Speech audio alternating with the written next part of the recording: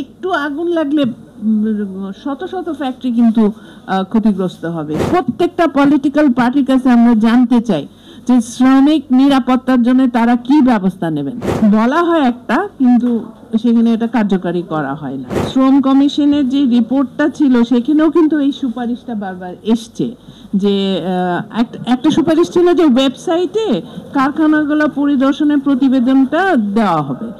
আমরা খুঁজে দেখলাম যে ওয়েবসাইটে এই যে ঘটনা ঘটলো সেখানে মিরপুরের রূপনগরের আর.এন. ফ্যাশন কিংবা স্মার্ট প্রিন্টিং নামের কারখানা পরিদর্শনের প্রতিবেদন পাওয়া যায়নি।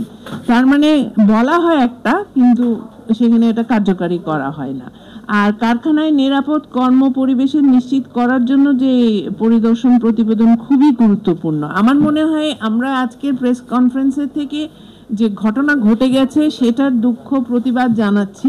সামনে কি করতে হবে, একটা হলো যে আমাদের জায়গা থেকে আমরা আশা করব যে এই যে পরিদর্শন করার কমিটিগুলোকে গঠন করা এবং সোচ্চার করা, সেটা হয়তো আমাদের ভলেন্টারিলি হয়তো এখন করতে হবে। ট্রেড ইউনিয়ন, তারপরে শ্রমিক, মিডিয়া কর্মী, লয়ার্স, সিভিল সোসাইটি, তো সবাই মিলে এখানে নামতে হবে।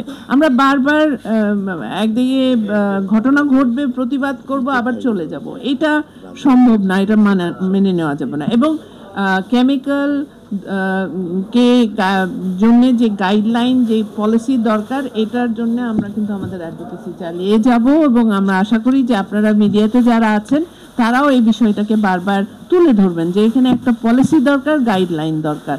এটা বাংলাদেশে মানে এখন কোনো রকমভাবে মেনে নেওয়া যায় না যে একই জায়গায় আপনি কেমিক্যাল কেন, আপনি মিরপুরে যান না, জুটপল্লিতে যান, যেইভাবে ফ্যাক্টরির পর ফ্যাক্টরি এবং কীরকম ফ্লেমেবল একটা ম্যাটেরিয়াল, এই যে একটু আগুন লাগলে শত শত ফ্যাক্টরি কিন্তু ক্ষতিগ্রস্ত হবে। সেখানে আমরা গিয়ে আমরা প্রায় 10-12 বছর আগে থেকে যে ট্রেনিং দেওয়া, ওরা প্রশিক্ষণ দেওয়া, কি করে কি করবে, কোথায় সেফটি নেবে, সেফটি মার্শাল তৈরি করা। আরেকটা জিনিস, আমরা প্রত্যেকটা ফ্যাক্টরিতে ওদের ফ্লোরে সেফটি মার্শাল দেখতে চাই।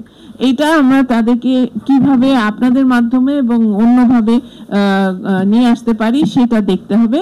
এবং আমরা জানি ইট ইজ ক্লাস কনফ্লিক্ট, একদিকে বড় লোক বড় এবং যাদের মালিক, আরেক দিকে বাকি সবাই আমরা, তো তা তো হতে পারে না। এদিকে আপনি বলবেন যে অর্থনীতি চালু রাখছে এই শ্রমিকরা, এই আমাদের আর.এন.জি ওয়ার্কাররা, কিন্তু তাদের জন্য আমরা কিছু চিন্তা করব, এটা আমরা মেনে নিব না বলাটা তো সহজ। সামনে কি করা যায়, দেখেন সামনে ইলেকশন আসছে, প্রত্যেকটা পলিটিক্যাল পার্টির কাছে আমরা জানতে চাই যে শ্রমিক নিরাপত্তার জন্য তারা কি ব্যবস্থা নেবেন। আপনারা যে ভোট দিবেন, আমি যে ভোট দিব কেন, ওনারা কি করবেন, কি ব্যবস্থা নেবেন, এটা আমরা জানতে চাই।